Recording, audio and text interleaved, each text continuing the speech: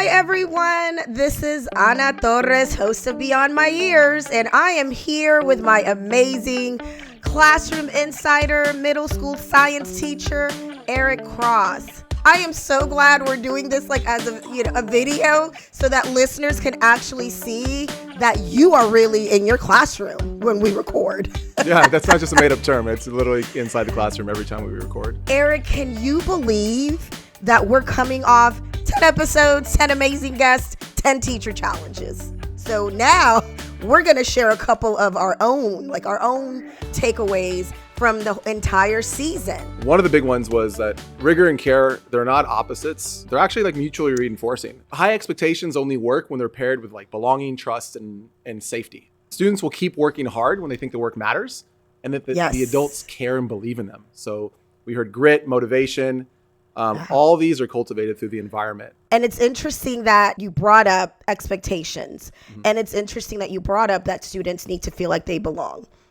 Because one of my favorite episodes was with Dan Meyer, and he talked about student engagement, and he talked quite a bit about that. Now, one of the quotes that really stuck out with me, kids like and learn from teachers who like and learn from them.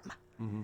Dan loved math, and he wanted to really share his love of math, with his students, and not all students liked math or felt like they were good in math, including me. When he articulated that and said, I kind of had to shift, ensuring that students felt like whatever they brought to my classroom was going to be valued. And if they brought their true selves, they would in turn learn to love math as much as I did. And it seemed like it worked. Kids like and learn from teachers who like and learn from them. It's like a cycle. It goes back and forth between the teacher and the student versus just one way. So I love that. You have another one? The next one came up a lot. This was burnout. Teacher burnout is a system problem. It's not a teacher problem. Bogren, Severns, Brown all mentioned this, that teacher burnout is largely caused by systems that aren't aligned with the way learning actually happens. It's not by individual weakness. And so having teaching that has clarity, clear boundaries, collaboration, and leadership that protects teachers. If you fix structures, you need to fix those before you're trying to fix broken teachers. Otherwise, you're just dealing with symptoms. You're not dealing with causes. Wow. Yeah, right? You know, this is also coming from your classroom insider who's a teacher. So, Exactly. Can I tell you another episode? And this was our kickoff. Tracy Severns, Joy in the Classroom. Mm-hmm. The quote that stuck out to me, when you have a joyous classroom, you have a learning classroom. Yes.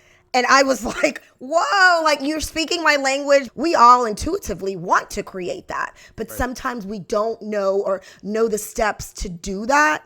But a joyous teacher, a joyous principal, a joyous superintendent, a joyous parent, caregiver will create joy in a student so that they're able to actually take in all of the academic components of being in a classroom. Yeah, that's a great one. Well, thank you. I am going to do this third one first, if you don't mind, and then we'll kick it to you and close us up. For me, it was so valuable for us to really speak to educators from around the country.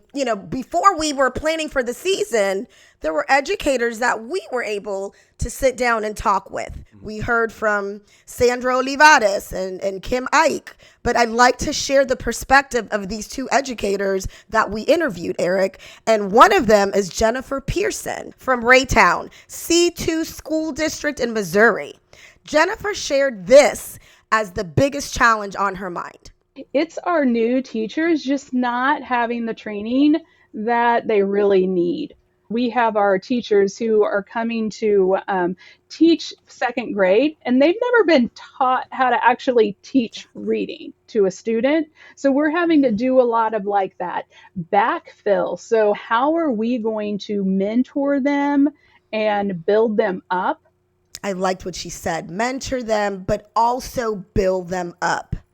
And then there's a challenge that we heard from Raquel Ellis. She's with Kyrene School District in Arizona.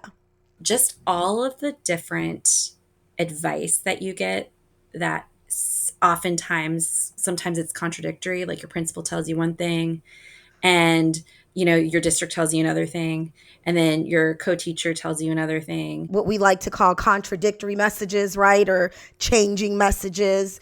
As we move on to the next season, Eric, I think it'd be great to kind of dive in deeper into these topics. I agree. And both of the things that I was hearing in that go back to what we had talked about earlier, is systems aligning with teacher practices and having those systems that actually support what teachers are doing. If teachers are coming in without background on how to teach second grade, that's a systemic problem. And that's going to lead to the burnout and the wellness and all these kind of challenges.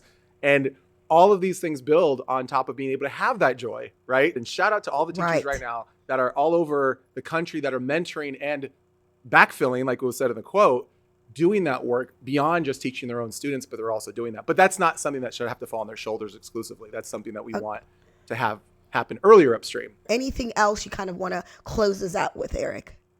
The last one that I had was the fact that a lot of our guests were also researchers, and they study teaching kind of at this meta level. And, the idea was that treat classrooms like learning labs, not just areas for compliance. And another way of saying it kind of is like, is research only matters when it shows up in teaching. And we want to make sure that kind of pipeline is opened up. Teachers need to be empowered to actually experiment and take risks and try new things, and so I think the most powerful change really happens at that intersection of research and then also practice. And I liked what you just said.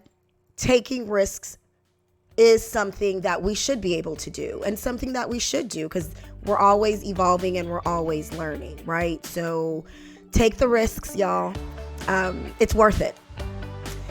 Well, we got to close out, Eric. We're at the end of this, right? Remember, you can listen to all of the season 2 episodes in the Beyond My Years podcast feed. We've got a link below in the description. And we are going to be back with new podcast episodes this spring as well. And we're already producing a couple of episodes that'll help you level up your math instruction. Yes, I'm so excited about that, right? But in the meantime, subscribe to Amplify's new YouTube channels, Advice for the Math Classroom and Advice for the Literacy Classroom. They're already packed with bite-sized strategies you can implement in your classroom right away. Links in the description. Subscribe today and don't miss out. And tell all your friends and colleagues about it too. Even if they're not teachers, tell them, because they probably know a teacher or have kids that have teachers. So tell everyone about it. Everybody knows a teacher, Eric, right? Everybody knows a teacher. I'm host Ana Torres. He's Classroom Insider Eric Cross. Thanks so much for watching.